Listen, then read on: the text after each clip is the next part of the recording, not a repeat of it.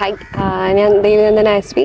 ഞാൻ BTech 2023 pass ഔട്ടാണ് മാബസീലിയസ് കോളേജിൽ നിന്ന്. പിന്നെ ഒരു 5 മാസം ഒരു സ്റ്റാർട്ടപ്പിലൊക്കെ വർക്ക് ചെയ്തിരുന്നു. പിന്നെ ഒരു നല്ല കമ്പനി കിട്ടാൻ തോന്നി, അങ്ങനെ ഒരു കോഴ്സ് ചെയ്ത് പോകുന്നതാണ്. അങ്ങനെയാണ് കോമ്പിറ്റൻസിനെ പറ്റി അറിഞ്ഞതും പിന്നെ അവിടെ കോഴ്സ് ചെയ്തു. പിന്നെ അവർ നന്നായിട്ട് എന്നെ അപ്സ്കിൽ ചെയ്തു. ആൻഡ് ഇപ്പോൾ ഞാൻ USCയിൽ പ്ലേസ്ഡ് ആണ്. ഓക്കെ. ഇപ്പം വേറെ ഒരിടത്ത് ജോലി കിട്ടിയിട്ടുണ്ടെന്ന് പറഞ്ഞല്ലോ, അപ്പൊ എന്തുകൊണ്ടാണ് അത് ഡ്രോപ്പ് ചെയ്യാൻ കാര്യം? അതൊരു കംഫർട്ട് സോണിൽ ഒതുങ്ങി പോകുന്നൊരു പേടി ഉണ്ടായിരുന്നു. ലൈക്ക് അവിടെ മാത്രം വർക്ക് ചെയ്ത് അവിടെ അങ്ങ് ഒതുങ്ങി പോകുന്നൊരു പേടി. ആൻഡ് ഫ്രഷറിന് ഒരു കൺസിഡറേഷൻ, അല്ലെങ്കിൽ ഫ്രഷർ എന്ന രീതിയിൽ പിന്നെ അപ്ലൈ ചെയ്യുമ്പം ഒരു വർഷമൊക്കെ കഴിഞ്ഞു പോയാൽ ചിലപ്പോൾ അവിടെ അങ്ങ് ആയിപ്പോയെന്നൊരു പേടിയായിരുന്നു. അപ്പൊ അതുകൊണ്ടാണ് പെട്ടെന്ന് തന്നെ മാറിയത് അവിടെ. ഇപ്പം കുറെ ഇൻസ്റ്റിറ്റ്യൂഷൻസ് ഉണ്ടല്ലോ, IT മേഖലയിൽ ട്രെയിനിങ് നടത്തുന്ന ഒരുപാട് ഇൻസ്റ്റിറ്റ്യൂഷൻ ഉണ്ട്. അപ്പൊ എന്തുകൊണ്ടാണ് കോമ്പറ്റൻസും തന്നെ തിരഞ്ഞെടുക്കാൻ കാര്യം?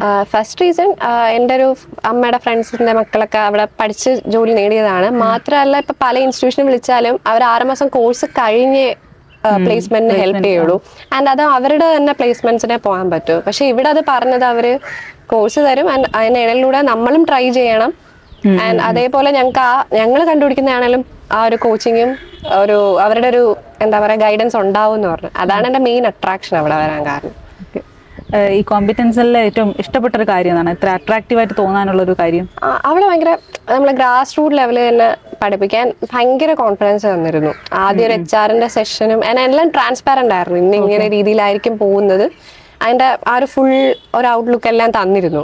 ആൻഡ് അപ്പൊ നമുക്ക് നേരിട്ട് തന്നെ അവരോടെല്ലാം ചോദിക്കാൻ പറ്റുന്നതുകൊണ്ട് തന്നെ നമുക്കൊരു വിശ്വാസം തോന്നും. ആൻഡ് ഇപ്പൊ ജസ്റ്റ് ആണെങ്കിലും പ്രിയമല മാം അവരെല്ലാം എല്ലാ ടൈമും അവൈലബിൾ ആയിരുന്നു.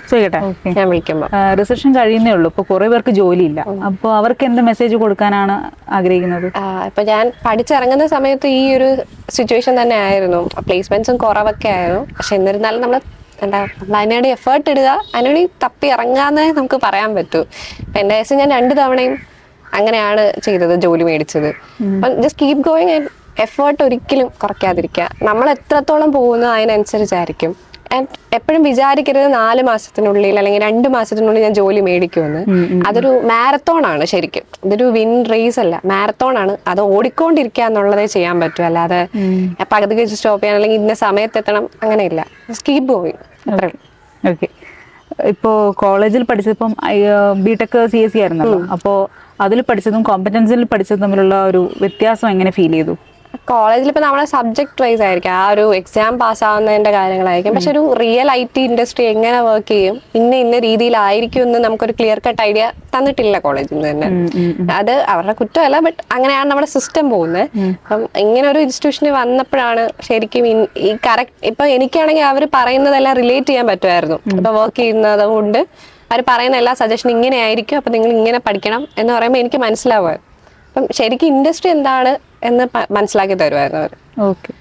ഇപ്പോൾ USCയിൽ പ്ലേസ്ഡ് ആയല്ലോ, അപ്പൊ അതിന് എത്രത്തോളം കോമ്പറ്റൻസ് ഹെൽപ്പ് ചെയ്തിട്ടുണ്ട്? ഇപ്പൊ എനിക്ക് ടെസ്റ്റിന്റെ ലിങ്ക് ഞാനായിട്ട് കണ്ടുപിടിച്ചതാണ്. എന്നിരുന്നാൽ ആ ടെസ്റ്റിന് അവർ നന്നായിട്ട്, എന്റെ മെയിൻ ഇഷ്യൂ കോൺഫിഡൻസ് തന്നെയായിരുന്നു. അപ്പൊ അതെന്നെ നന്നായി ബൂസ്റ്റ് ചെയ്തിരുന്നു അവര്. കാരണം എന്റെ ഇന്റർവ്യൂസ് ആയാലും ഞാൻ കഴിഞ്ഞ കുറച്ച് നാളായി പോയിക്കൊണ്ടിരുന്ന ഇന്റർവ്യൂ വഴിയും ഞാൻ ഭയങ്കര കോൺഫിഡന്റ് ആയിരുന്നു. അതിന് എന്തൊക്കെ ഒരു പ്രശ്നങ്ങൾ ഉണ്ടായിരുന്നു, എനിക്ക് തന്നെ അറിയാം.